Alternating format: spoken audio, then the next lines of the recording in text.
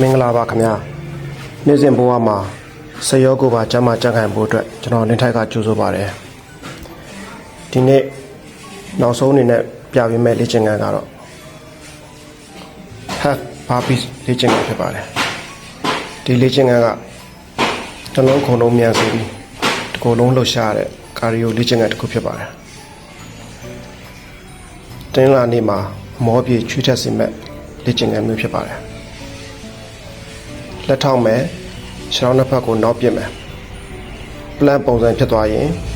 ခြေထောက်ပြန်တင်ပြီးမတ်တက်ပြန်ရက်ပါမယ်တိုက်ထိုးစရာမလိုဘူးခုံစရာမလိုဘူးအဓိကတွတ်တွတ်လေးလုပ်ဖို့ပါပဲနှလုံးခုန်လုံးမြန်လာတာကိုသတိထားရင်15ချိန်လုပ်ပါမယ်